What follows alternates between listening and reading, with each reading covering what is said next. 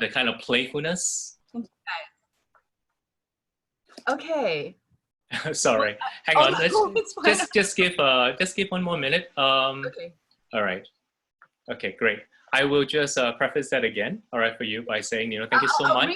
I'll remix her into it. We'll sample that lady. I'm just like, this is being recorded. Okay. Excellent. Why don't you take it away? Read us a couple of your poems, if you will. All right. Thank you guys for being here. Yeah, thanks. Spell. After Antarctica and before the viscose, in between heart's atria and chamber music, a paltry offering when you took what you can get. Forces unseen rhubarbed the crenellations. The note read, ship her back to mother.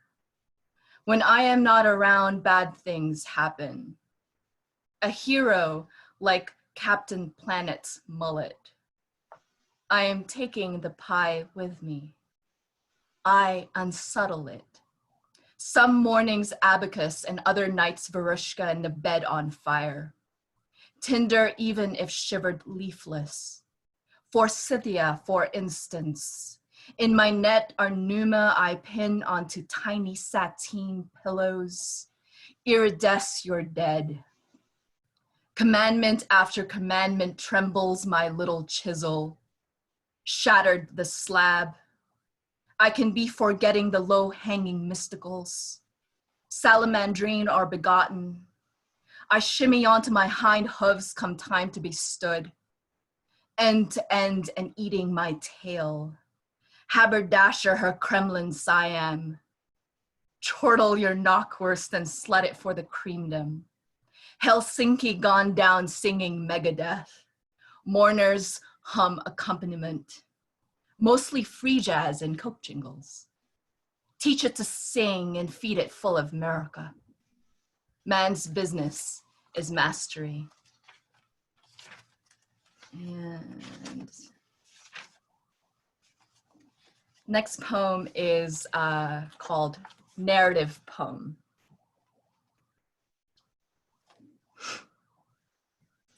I want to go back in time, but not like inside a plot where the heroine is triggered by the sight of a blue coat and the killer's face draws out of shadow so everyone knows it was him all along. How her vision dissolves backwards, periphery narrowing its aperture to sketch in the folds, the gestures, the damning scene. There needn't be a body. No chambers emptied of shells, no curl of smoke or blood snaking under the door. No one ever has to leave and refuse to turn around while someone else stands in the rain and watches them walk away. I don't want to go back in time to cohere or arc elsewise. What I have in mind. Like in that film where the lovers consent to the removal of all neural trace of their love, effectively rendering each other as never having happened. A future perfect tense as preventative procedure. I will not have known you. So not like entering into then with now's dimension crossing machine where one navigates knots in the endless rope of time, all of which mistakes sequence for story, as if one ever had to do with the other. No, I mean a cautery, a burning I can hold in hand and sear what's past. Your face briefly aglow, then dark, the nerve's path scarred over.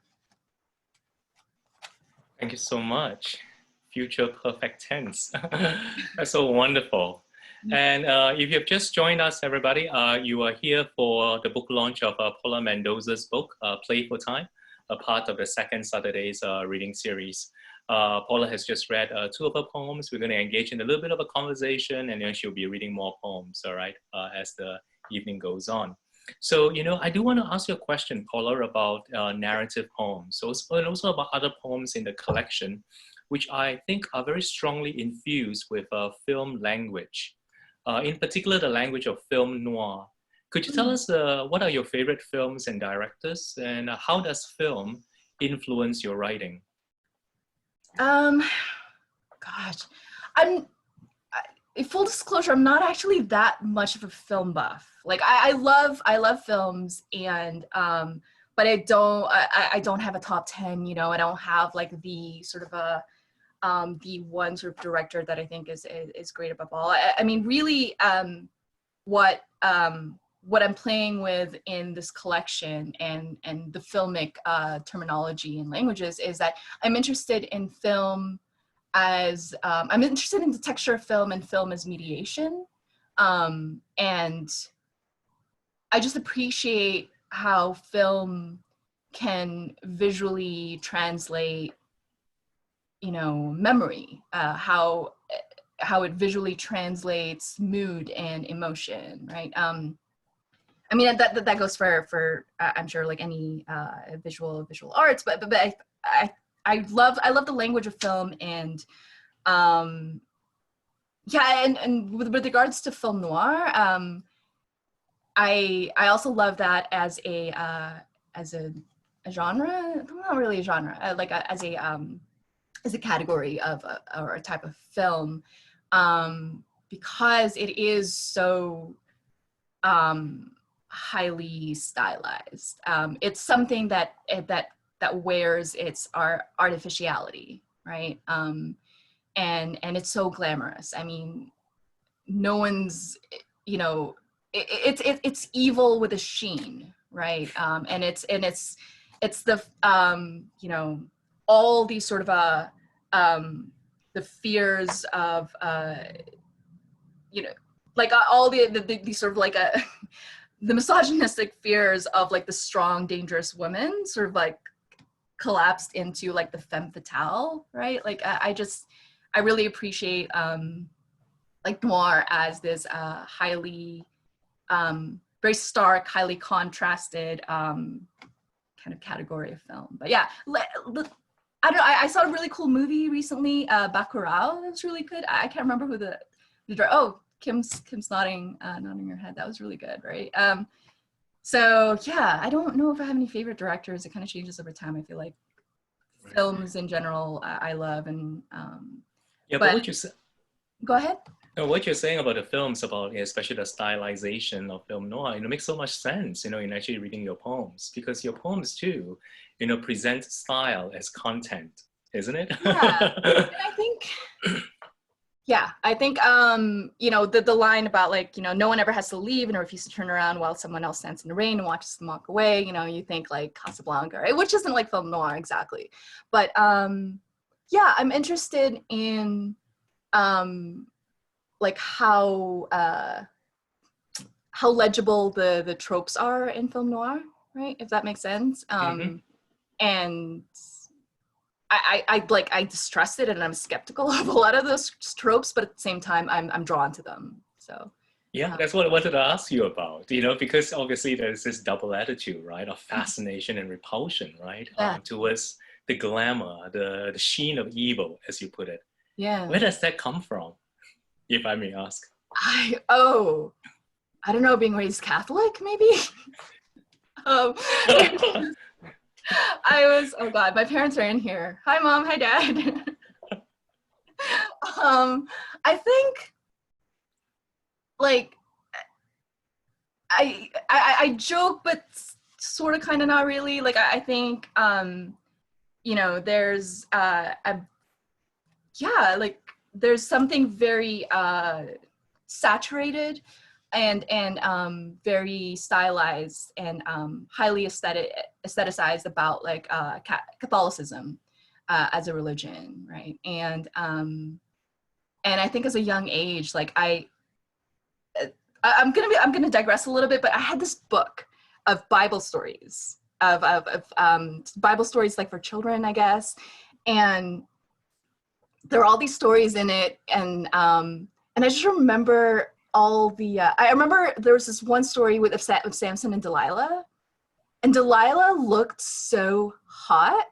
Like she just looks so, just like really glamorous and sexy, and just, yeah, like I said, it's a digression. I'm veering way off course, but circling back to the original question, I think growing up with that highly sort of like growing up with fairy tales and growing up Catholic, I think sort of imparted a sort of a deep fascination with the devil, I guess, or with evil as a construct. Mm, mm. No, absolutely, absolutely. And, the Catholic background that you've just described, of course, provides a perfect segue to my next question. You are, I believe, Filipino-Canadian.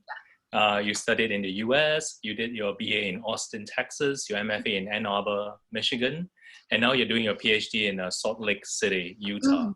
And you also wrote a poem, which is in your collection, called Halfway, about being, quote, between two animals. And here's another quote, between two attributions. I wonder whether you could say something about your experience of being in between. What aspects, of that experience do you find useful for your writing, and what is less useful? Yeah. Man, I attended this online Zoom conference called Thinking with an Accent just last week, and which has sort of just got me thinking about language. Well, I'm always thinking about language, right? And I think that poem Halfway, between at the crotch of a river's fork, between two attributions. Yeah, I have several threads that I want to go down, and I don't know if I'm already talking too much or if like I need to like shut up or but when I was living in the Philippines, my mom and dad, again, like they're here, but I don't see them. But anyway, my mom and dad insisted on talking to or communicating with me and my brothers in English, right, rather than Tagalog. Like I still understood Tagalog, and all my cousins and my family spoke Tagalog, but it was very important for my mom and dad to speak to us in English because they were very future-minded, and they understood that to know how to to move through the world knowing how to speak English would greatly empower us, right? And would make us more, would sort of like begin the path to our sort of eventual success. And Halfway speaks to and really a lot of my poems speaks to that in-between place of the immigrant, of somebody who doesn't really have I don't know, I don't know, I've always sort of envied people who can call a place home, like, oh, that's like my hometown, or that's where I grew up, and or that's what I consider home, like my homeland. And I don't necessarily feel like I had that, or I've never like had this very concrete, palpable sense of home and belonging, right? And I think and I've said this before, and I do mean it. Like I think that like the only home I've really found are in words, So yeah, Halfway, that poem and other poems about the book are about that in-between space of not really sort of belonging to any particular like any particular land, or any particular home. Like I'm still very much Filipino, right? Like that's something that's not something I can sort of like step in and out of, right? But understanding what being a Filipino means is not something that I really sort of pursued or sought out or was even taught to me, right? Until much later in my life.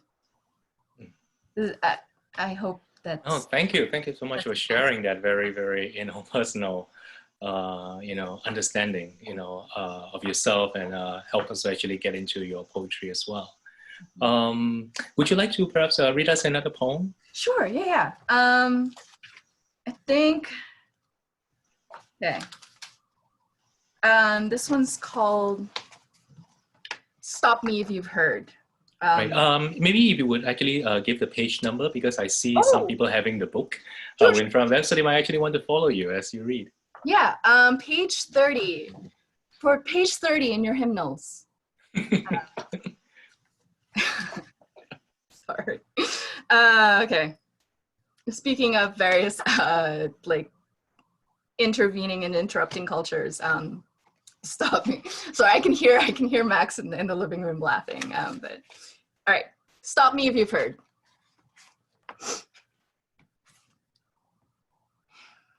Everything I write is the end, but I want something more than smog and a shitty poem about drowning in floodwater. When it gets under the skin like an implant you pick at, screaming into your arm, you can't have it and I won't let you. It isn't paranoia, it's a scab and a swarm of hornets trembling the shape of a Valentine heart. It's when I met you, I knew it wasn't gum I'd stepped on. You can come inside my vortex, but only if you clean up after. I briefly considered going girlfriend after a night pounded jelly mead fetal on the floor. They think they know better each day, but I turn like milk, like medieval breaking wheel, like coat, like knock, like down. What's there to say but next? Who's left to kiss, to leave, or on first, or beside the building boarded up and tagged with scripture? There are two types of poet, it goes. And there's the mistake you think you're making new, but it's the same name, different hole, the same gore, different axe, the same smoke, different gun. It really goes. Off, faster than I got there, a pool of ripped cotton around my ankles. Do you know where you're going to? Do you like the things that life is showing you? Maybe if I were less of more of the same, maybe if you were 1, 2, 3, 4, 5, 6, 7, 8, 9, 10, 11, 12.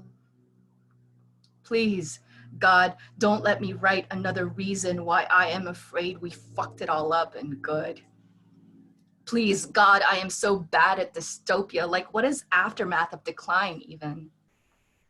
Nothing adds up except neglect. No one really believes you when you said I meant it when I said. That's wonderful. Thank you so much, Paula. I mean, you really made the page, the words jump off the page. It's one thing reading the words on the page in our own head. Diana Ross. I apologize for any Diana Ross fans there, but but it's nothing like hearing it in your voice. Well, thank you so much, Paula. And Paula will be back in about 20 minutes or so to actually read a second set of poems and also to field questions from you, her audience, right, about her book as well as the writing process. Now we're actually going to launch into a short open mic. We have 4 wonderful writers who have signed up for the open mic to read for you. And first up, we have Joanne Balingit. All right, Joanne, would you take it away for us? Say something about what you're going to be reading for us. I'm going to read one poem. I'm going to read a poem I worked on the past week, and it's an elegy. Chord.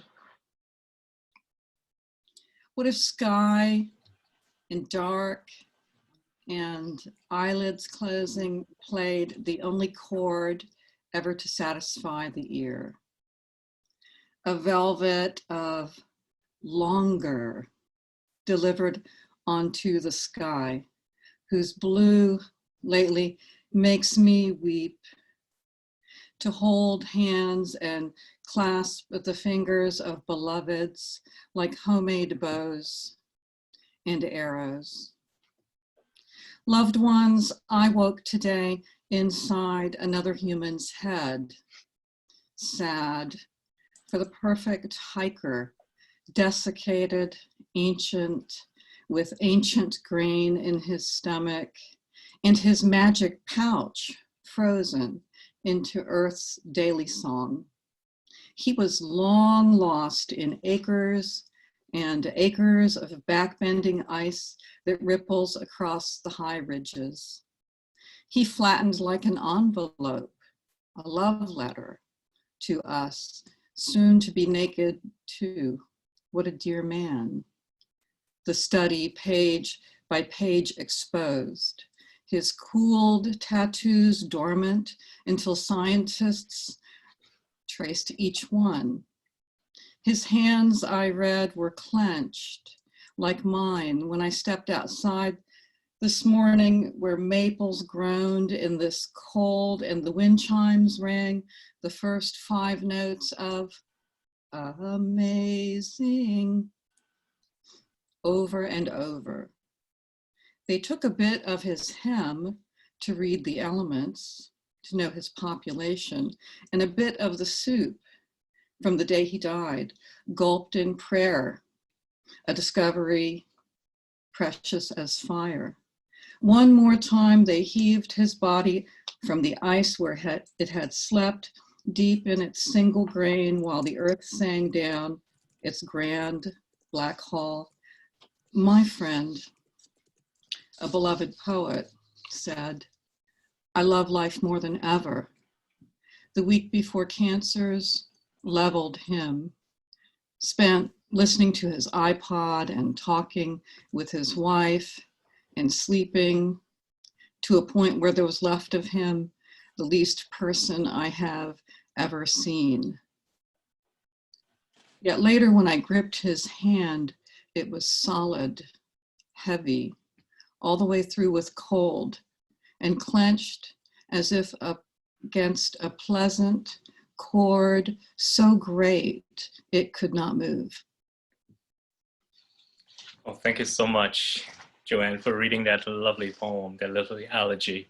So many wonderful images in it. One that, like you immediately remember is, of course, the ice rippling across the high ridges.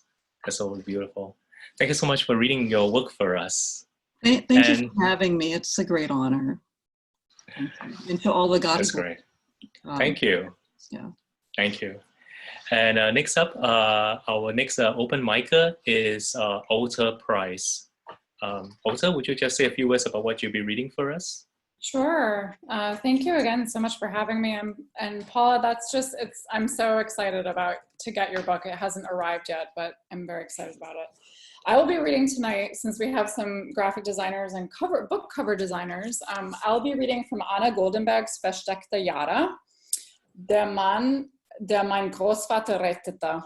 So Anna is a young Austrian journalist, and this is basically a family memoir that is, it was interesting because, I won't digress. It's a family memoir. Both of her parents, her grandparents survived the Holocaust.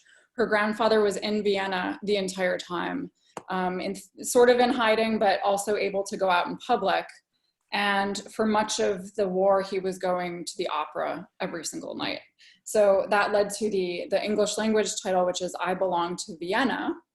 And of course the covers are very different, different audiences, kind of a different book because it's a translation, but kind of exactly the same book.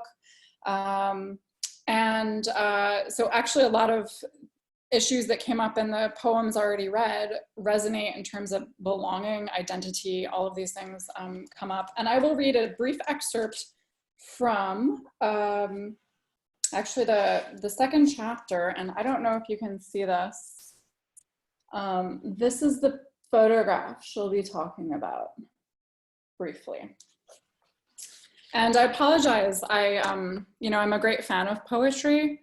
I love that you let non-poets be interlopers here. So this is technically nonfiction. There are excerpts from letters, but it's unbelievable because some of the parts of letters actually sound the language is really, really rich. So it's an immense honor for me to have brought this into English. It's coming out next month from New Vessel Press. So childhood in Vienna, Hansi. Hansi is her grandfather. And Hansi is the older child in this photo. In all the old snapshots, Hansi looks like a cheeky child. Dark hair, slender face, lanky figure. He's always looking out of the corner of his eye, a bit scornfully, and seems to be sizing up whoever is looking at him. In one such photo, he's about 6 years old, and his little brother, Herbert, who's maybe 3 or 4, has hooked arms with him. Both wear short lederhosen with embroidered suspenders and flaps, and white shirts underneath. A tuft of hair partially covers Hansi's eyebrows, and there's a piece of wood in the corner of his mouth that looks like a pipe. His posture is upright and confident. Herbert gazes at the camera, a little uncertain. This isn't the only family photo where everyone is dressed in traditional garb. I find it a bit shocking at first. I had always refused to wear such clothes. For me, those costumes signified an identity I wasn't comfortable with. Too much pride in one's own roots, something you can take no credit for, nor do anything about, and a whole bunch of conservative ideas. The term Lederhosen, lederhosen wearers, was a synonym for the illegal Nazis of the 1930s, and traditional costume festivals were one of their preferred meeting places. When I discover the photo of Hansi and Herbert, I read up on it. Back then, for many people, even urban Jews like my family, it was normal to dress up this way for trips to the countryside. Those who could afford it went on summer vacation, and in the region between Semmering and the Salzkammergut, those who wanted to belong wore the local garb. Just how deeply entwined these clothes were with a particular identity becomes clear when you consider that on July 6, 1938, Jews were forbidden to wear national costumes to avert the endangerment of public safety because it threatened to provoke legitimate indignation among the German population. A few months after I read that first read that fact, in the summer of 2016, a folk festival takes place in my neighborhood. I usually avoid crowded events. I'm not exactly tall and don't like being jostled around, so I usually let others go on ahead and struggle to make my way through the hordes. But now I've recently moved back to Vienna. Parenthetically, she had lived in New York for 4 years. She went to Columbia Journalism School, and then she moved back to Vienna. I've recently moved back to Vienna, and some old schoolmates I'm still friends with want to go, wearing dirndls. Am I in? All of a sudden, I realize I don't have to feel any hesitation anymore. Hansi liked wearing lederhosen his entire life, mostly on weekends when he puttered around the house with his toolbox making minor repairs, a dripping tap here, a loose hinge there. Clothing is only a superficially identifying feature. I donned a dirndl that belonged to my cousin. She'd bought it years ago for a wedding in Salzburg. I'm not even sure which region it's from. Now, for me, it stands for my own history. Oh, that's lovely. Thank you so much, Alta, for reading that. I mean, the question, right? Am I in? We can all ask, yeah, we can all ask the questions, right? In so many different ways, in all our ways. Thank you so much for reading that lovely excerpt, and congratulations on the publication of the book. Thank you. All right, and next up, our third open micer is Patricia Market. All right, Patricia, you're going to say a few words about what you'll be reading for us?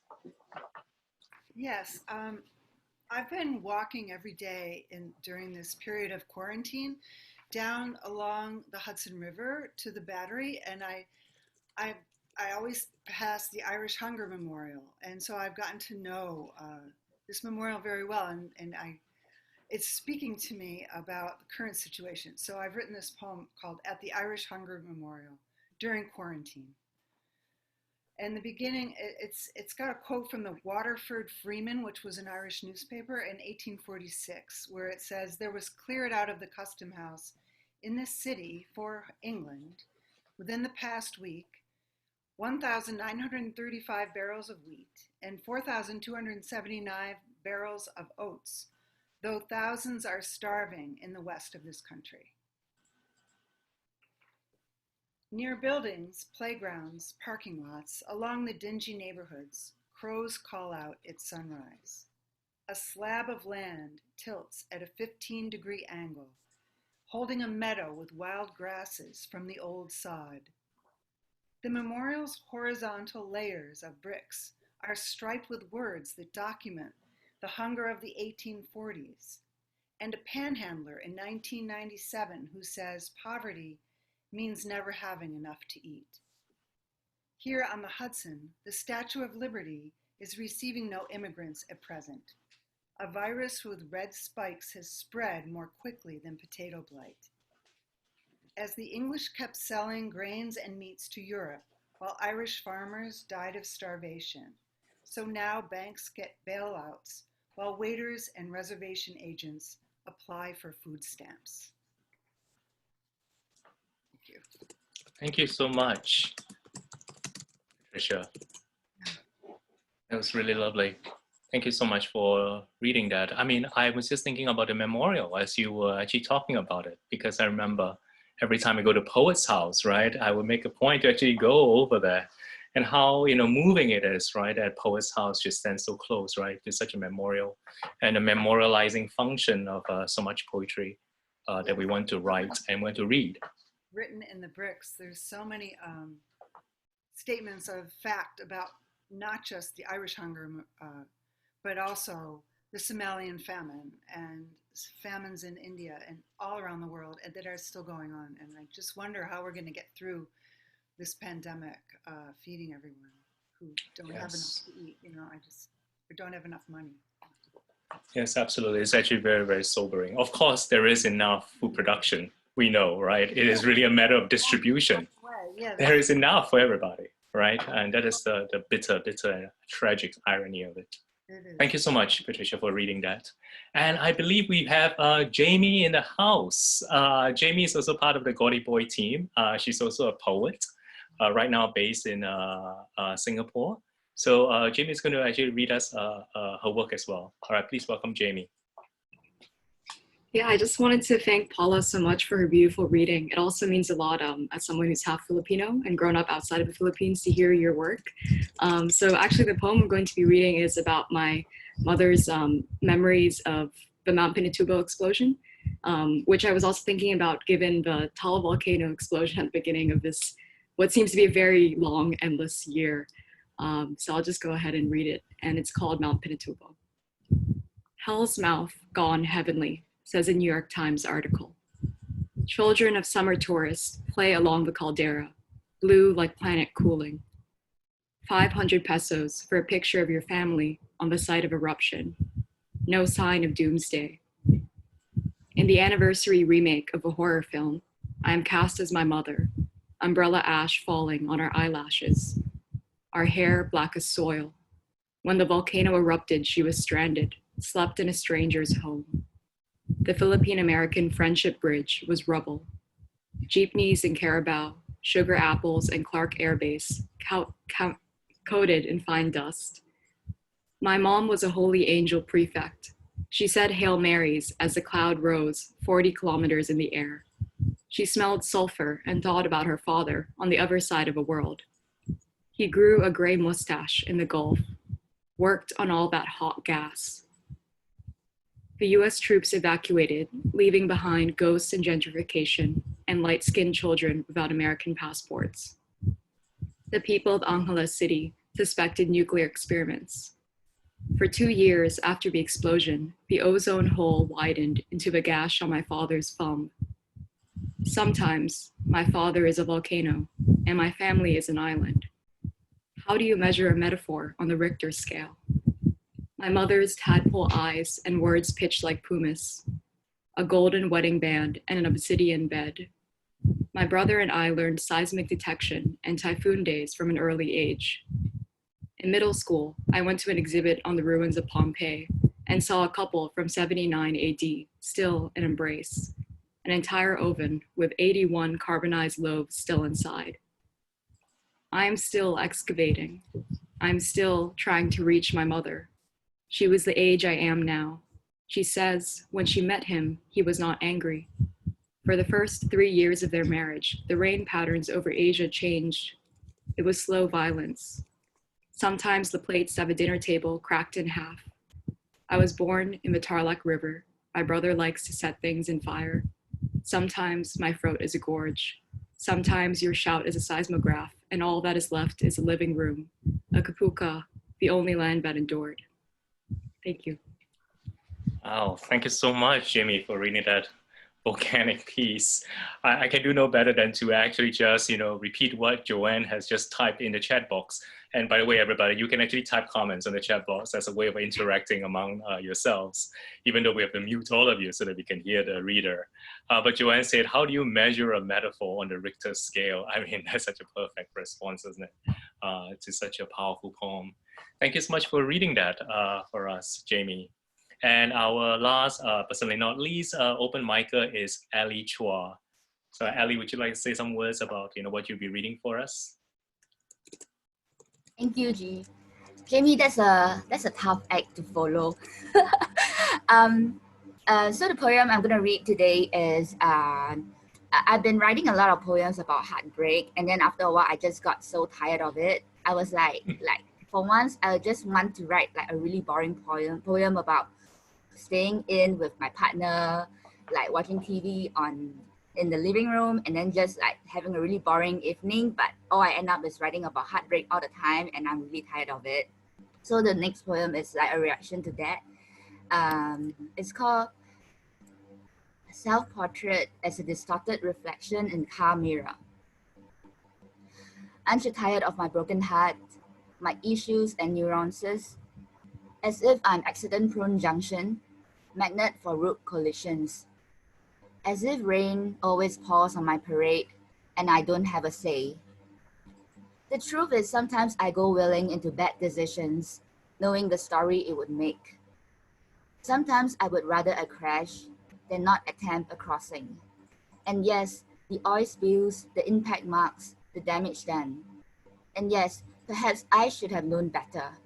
But I'm not the sort to see a button and not press it. What I'm saying is, I regret nothing. What I'm saying is, I am the driver behind the wheel. And yes, because I have a tendency to throw in my lot, go all in, a lot of time I lose. Or do I? The places I go, the places to be, I can't get there by avoiding bad weather. So I bear each jot and splatter. I bear them knowing there's beauty in destruction, that rain can be beautiful while it lasts. Thank you so much, Ali. Wonderful poem. Yeah, I was wondering as you were saying the line, whether I too am someone who who cannot see a button without pushing it. Certainly very, very tempting. All right, thank you so much for that, reading your work for us. And now we will return to Paula, all right, who will actually be reading us a couple more of her poems for us. All right, and then after she has read 2 more poems, we're going to actually open this session to you, all right, so that you have a chance to ask Paula about her poetry, about her book, this particular book, or about her writing process, right? So Paula, would you read some of your poems for us? I'd love to. Thank you to the open mic readers. That was fantastic. And yeah, push all the damn buttons, Ali. Seriously, I do all the time. Anyway, halfway. You are between 2 animals, between 2 attributions, at the crotch of a river's fork, at a loss, at least, between all losses, tendering alms, by the skin of one's stolen teeth, the lethargy of one newly shorn, to derive, say, attenuate, say, starved to a taper, a porousness, false asphodel if aphasic, if sticky, Vaseline smear of focalization, ocean maw and mountain blade recede. At last, at least this. A figure gathers line and edge. She is between two roars, who devours or drowns. Say shore when you mean precipice. Say split when you mean in pieces. Redoubled at the jut of some far becoming. Between, to say the least. A shade in its absorption. To swatch a sea's phonemes, to score what of light she keeps to let through.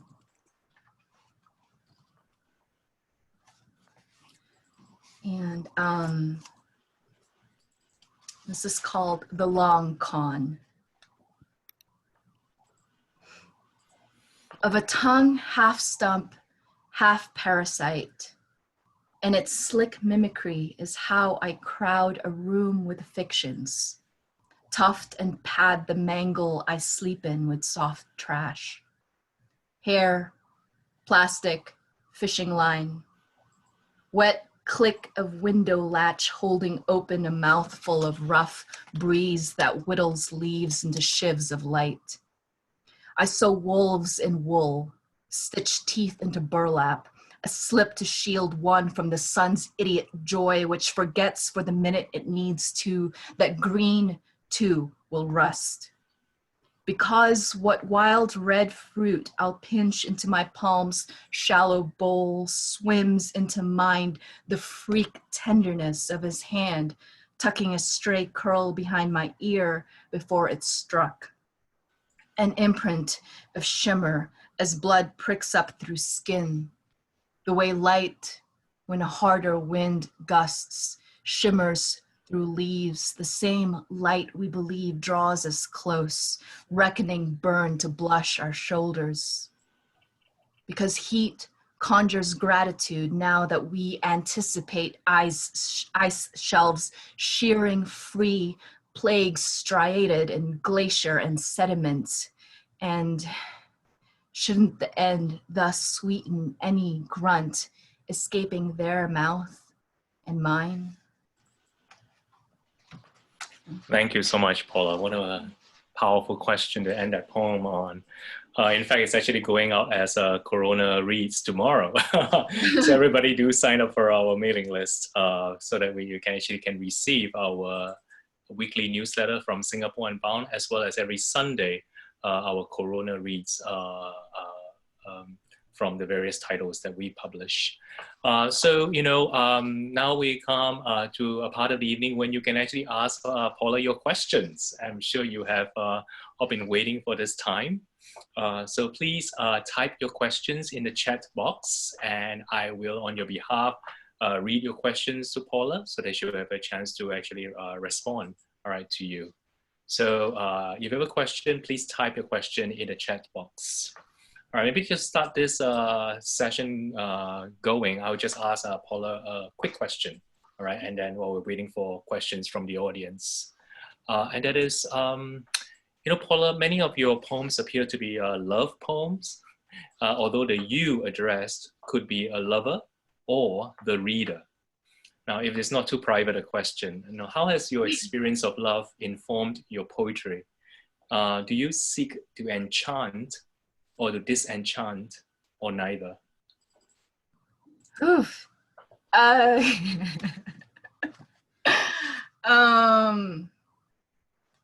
We already enchanted, so probably you seek to enchant your reader. I don't know. Maybe some of you guys are enchanted. Maybe some of you guys are just hungry, and you're like, "When is she gonna wrap it up so we can eat?" Or I don't know. Yeah, I think the you. So yeah, I'm somebody who is very much.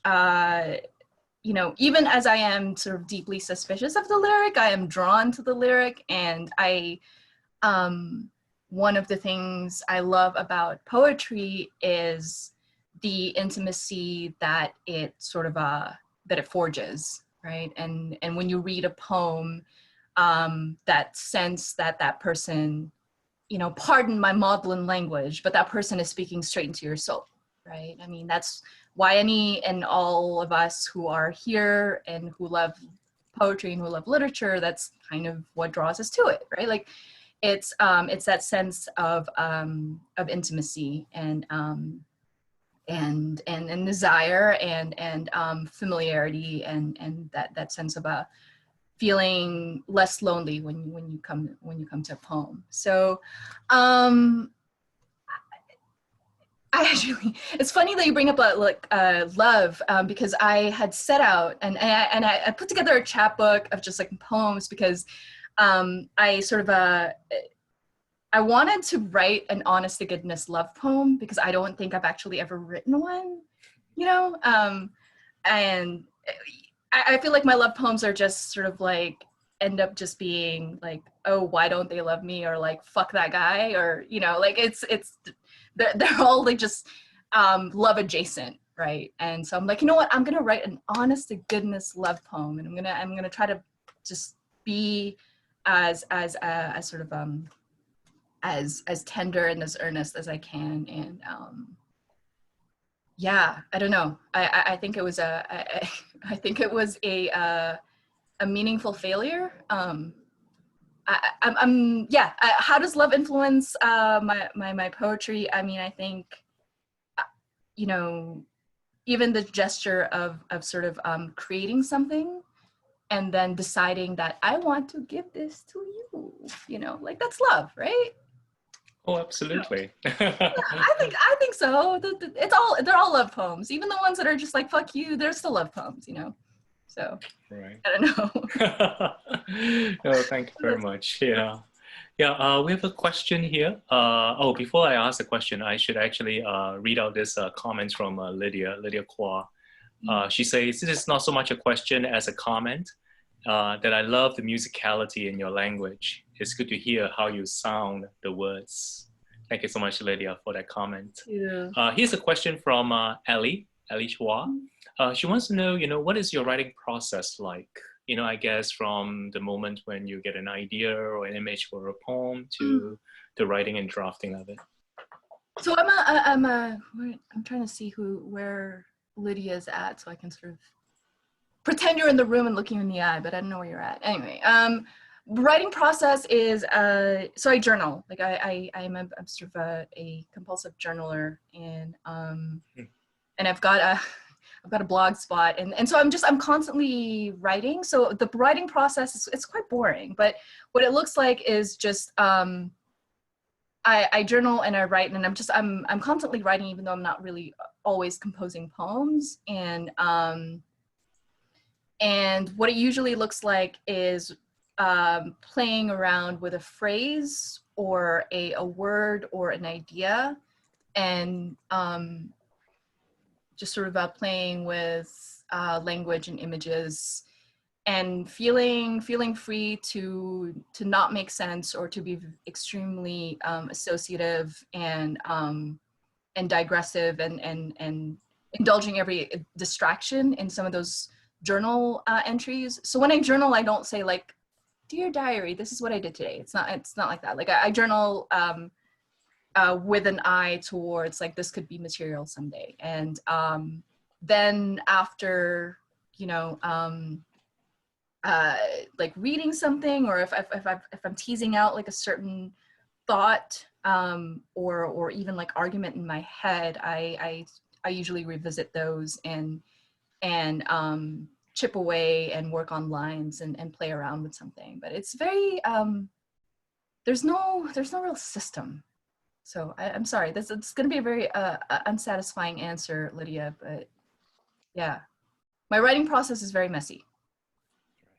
Sorry, I should clarify. The comment was from Lydia, but the question was from Ellie. Oh, Ellie sorry. Chua. So No worries. Pardon me. Yeah. Ellie. Yeah. Hi, Ellie. Yeah. No, but it's so fascinating to hear about, you know, your process of journaling, right? You know, as a way of actually, you know, remembering material, recording material that could actually go into a poem. And so here's a question that I think is a very good follow-up to Ellie's question. And it is actually from Kelly Roberts. She asks, do you find writing therapeutic for you? She wonders if the process of writing helps to metabolize or integrate the past or the pain in the past. So I'm just like, give me like 2 seconds right now to just bask in like the wonderful like loveliness of this moment, that like in my screen I've got Kelly, my 2 best friends, Kelly and Raymond, like next to each other, and I'm just like heart bursting. Yeah, therapeutic. Yeah, I mean, composing poems and writing are 2 separate processes for me. When I'm composing a poem, it's not necessarily therapeutic. It's more, or it's therapeutic in the sense like how exercise is, maybe, that there's you know, when I'm editing and I'm just like kind of lost in working on a poem, and just hours sort of like go by and I forget, you know, like where I am, like that process of composing a poem is very different from when I'm writing. And so composing poetry, not so therapeutic. That's more, it's very immersive and calming, I guess. But the writing itself, when I'm journaling and I'm working out or teasing or like whatever, like I'm in my feelings, or I'm like really angry or I'm upset, and I'm just journaling and I'm writing through something. Yes, absolutely. Like, you know, I think there's some poets who are very protective of writing, and they want to sort of differentiate it from, you know, like, oh, well, you know, it's not therapy, you know, it's art, whatever. Like, no, it's, I mean, like, fuck that, no. Yeah, it's absolutely therapeutic. Yeah, it just is like the process of taking the mess that's in here and like arranging it syntactically, and just sort of like slowing your thinking and slowing your breath and slowing everything down to sort of like to get it on paper is extremely therapeutic. Yeah. Great, thank you very much. Thanks, Yeah, guys. here's a question from Joanne Ballingate. Which honest to goodness love poem came first, or do you have a favorite? Which honest to goodness love poem came first? That happened when I was 14, and it was terrible. So I think an honest to goodness love poem can only be written when you're too, when you still think it's a good thing, you know. No, I'm just kidding. Do you have a favorite poem from your collection, or don't play favorites? I don't really play favorites. I do have poems that I love reading out loud. Like, I really do value the performative space of poetry, and I think that yeah, I have like I really love. There's a poem in here that just does not translate well to reading out loud, but I quite like it, and it's called "When Skies Are Gray," and I'm like really proud of that because it's such a bitchy, snarky poem, and but like it's so elegant, you know. Like any opportunity I get to be elegantly bitchy, like I'm like really pleased with myself. I should just.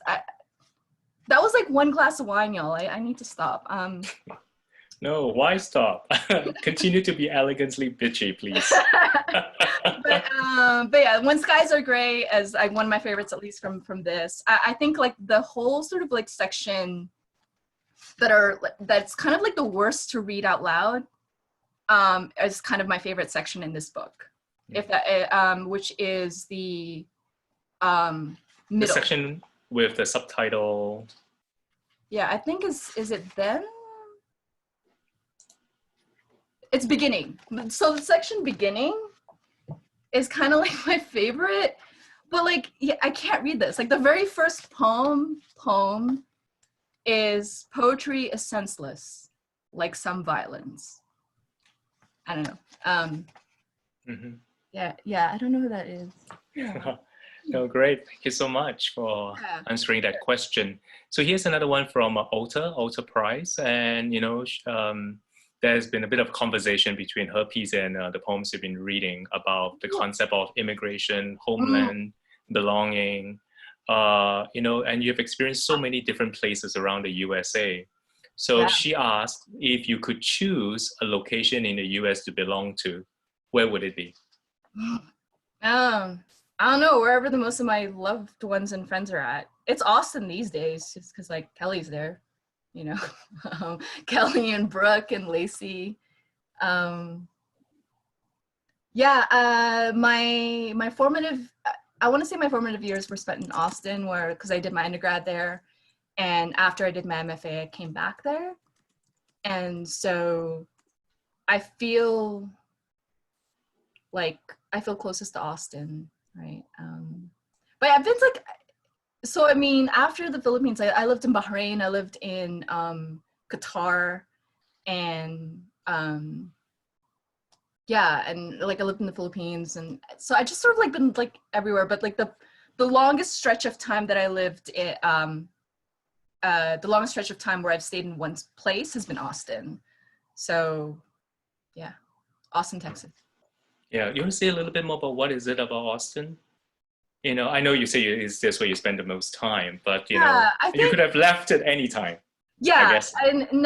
I honestly, if those people that I met in Austin, if I had met them somewhere else, it would be that place. Like I really think it ultimately is the people, just because like Austin has a lot of wonderful, charming things about it, but it's also in Texas, and it's also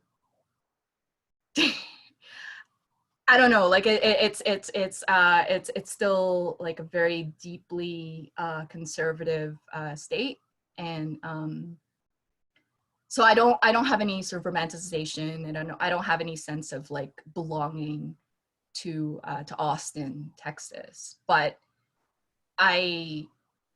so much of my identity and so much of like my my path and how I came to be like the human that you guys see before you guys right now, I feel like a lot of that happened in Austin, so that's why it's less about the actual place really, and it's more about the people. Right. Excellent. Thank you. Now, in the interest of time, we have actually 3 more questions, so we are just going to actually ask Paula those 3 questions, right?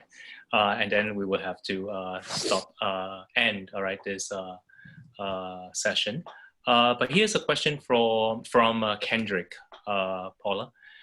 He says, I love hearing how your attention to language is further refined through editing, even after the moment of composition. Now, when you're editing, are there areas that you're especially on the lookout for, pitfalls to avoid, or areas you want to push a poem towards?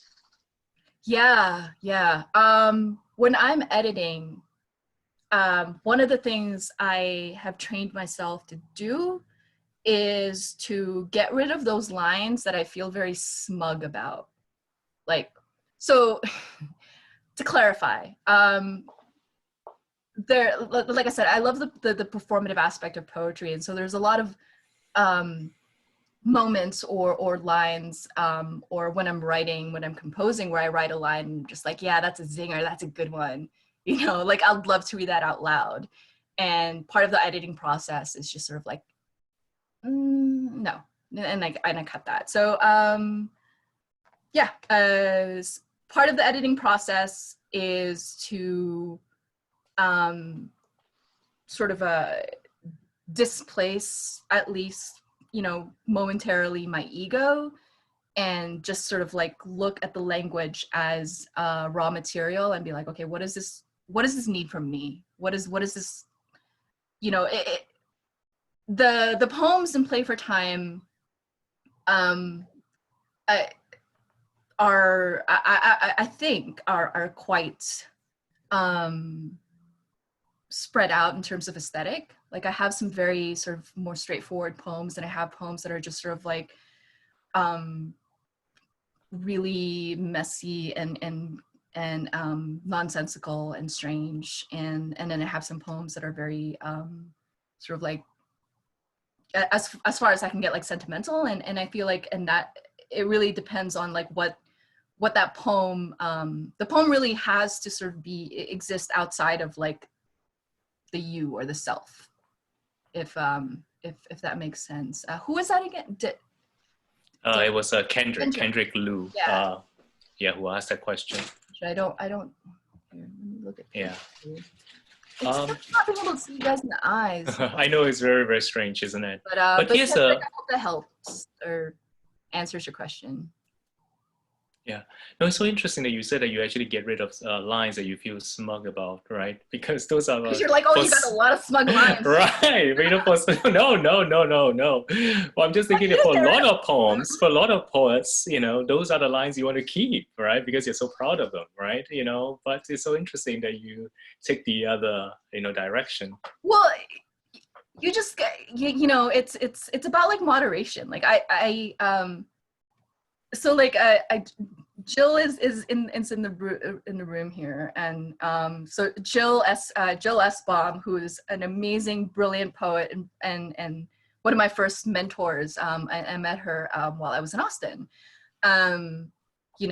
Is the sort of master, the queen of those like killer lines, like the lines that you just sort of like, ugh, and it just like twists your insides, But the thing is, like, you have to, when you're editing, you have to really get a sense of like, okay, like this line's good, but this line is the one that like will stab somebody in the gut. Like, keep that one and then cut the rest. That makes sense. I don't know. But yeah, Jill is one of my first one of my first mentors, and I'm really glad she's here. But she's a better person to come to for editing advice than I am. So.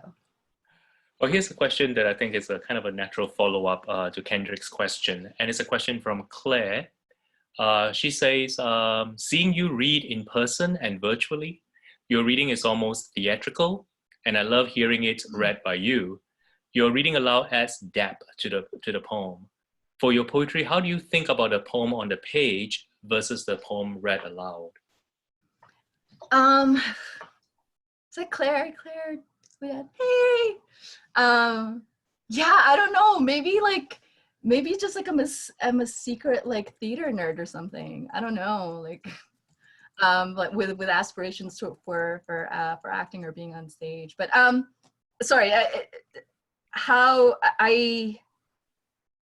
this is a different medium, right? Like Zoom itself is a different medium, but also like when I'm performing my work, when I'm reading my work, like we're off the page, right? So I'm working with the distance between me and the audience. I'm working with the acoustics in the room, like I'm working with just how everybody's feeling at a certain point, like I've read, there are times when I've read where just there are things happening in the world where like you have to sort of like factor that into the set that you're reading, so to answer your question, Claire, I never write, like when I'm composing poems, I don't necessarily think like, oh, this will be really fun to perform necessarily. Like when I'm writing a poem, it's the idea, it's the line, it's the music, it's the, it's the language, right? Like I hate to sort of like, to cheapen anything, but like, or to sort of, you're like you're a brilliant, fantastic artist, and I love your watercolors, and they're so moving. So I was kind of like, oh, so it's kind of like when you're working with certain like, you had this piece about like with the goldfish, and then you were trying to decide between two colors, Sorry, I'm digressing here. I guess my point is that it's always the poem first, and then the performance is kind of after the fact. But I do consider them as two separate arts, or the two separate sort of acts, performances. If that makes sense, hopefully it does. Mm-hmm. Yeah, thank you so much for that answer. So here's the last question for you, and it's from Raymond McDaniel. Raymond, I have not forgotten your question, but it makes such a perfect last question. That's why I have reserved it to the end. Oh, he's good with that. Raymond asks, all right, now that your first full collection is out, yay, what aspects of your first book do you want to complicate or push against in your second, or your third, or your fourth? There is a poem from this collection that seems like it's, you know, tongue-in-cheek and kind of like and jokey and light, but there's a line, I'm trying to remember the line in the poem, but it's from that section beginning, right? And it's called like Love Poem. Hang on a second. Sorry, if this is obnoxious, I'm like responding with a poem, but I'm not gonna read the whole poem, but there's a line in it that the first line is, I want to make everything sound unbearably plain. So I guess one attempt at an answer to your question is that along with that sort of earnest attempt to write love poems, right? I want to write something that that isn't necessarily, I'm not saying, I don't think I lean on like language play or word play, or I don't think I'm like so far, I'm so infatuated with language play that like, that at the cost of what I actually am trying to argue or say. But at the same time, I think one thing I want to explore in my second collection is to write a piece or pieces that speak so plainly that it's kind of unbearable. Like it speaks so starkly and so honestly and so unadornedly that yeah, I don't know, like that they actually achieve some larger insight or truth, or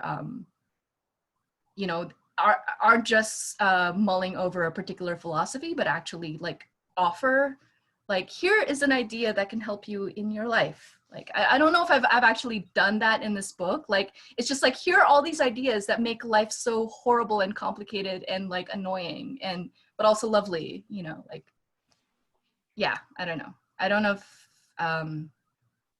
that's kind of a messy answer, but the next collection I would like to be even more tender and more vulnerable and plain. Wow. Thank you so much for sharing that, Paula, because of course we would love to see the manuscript for the next one too. Yeah. Definitely. But would you just read a last poem for us from this Yeah, if you guys are collection? still in there with me, I'll read you guys another. Yes, please do. I think Okay. Are you going to read on the topography of tears? I am, yeah. All right, that's good. That's a wonderful, I think, way to actually end it. As such a wonderful piece in this collection, and maybe as a kind of signpost to the poetry that you'll be writing next. I think so, yeah. This is actually one of the newest or most recent poems, and they're sort of like leaning more towards essays. And I think the second collection is going to be a hybrid collection of essays and poems. But thank you, G, so much for, thank you, G, thank you, Kim, thank you, Chu, and Flora, and Jamie, who, and the whole sort of like Gaudy Boy team for being just so incredible and so supportive of, and seeing this little baby into the world. And thank you guys all, thank you all you, oh, hey Anne, hey Raymond, hey Kelly, hey John. Sorry, okay, I'm gonna shut up now. Thanks. On the topography of tears. 1.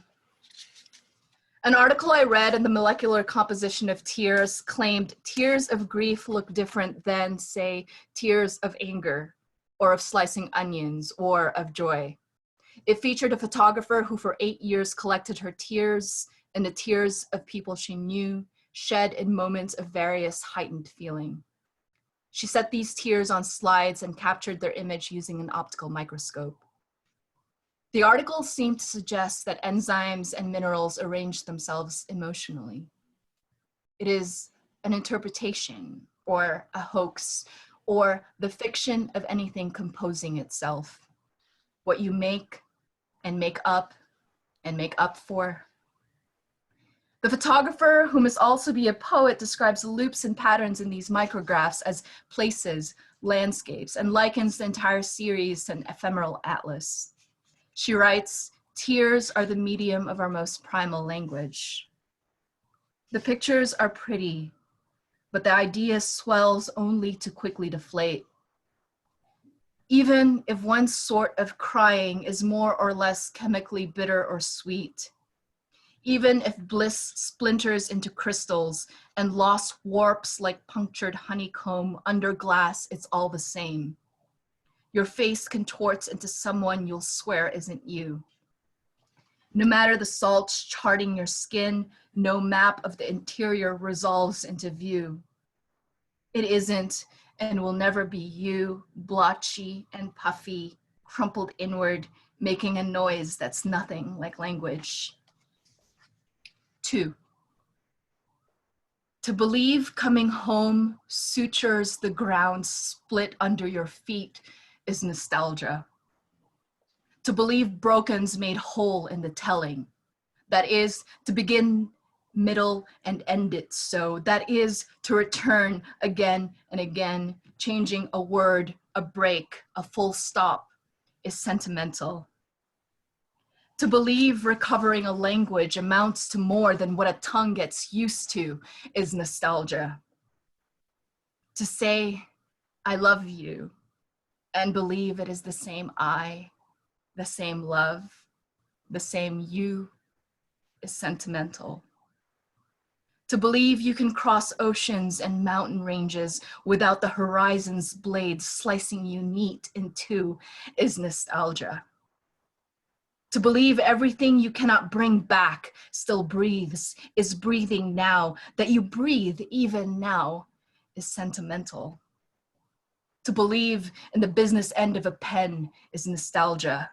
To believe nothing ends is sentimental. 3.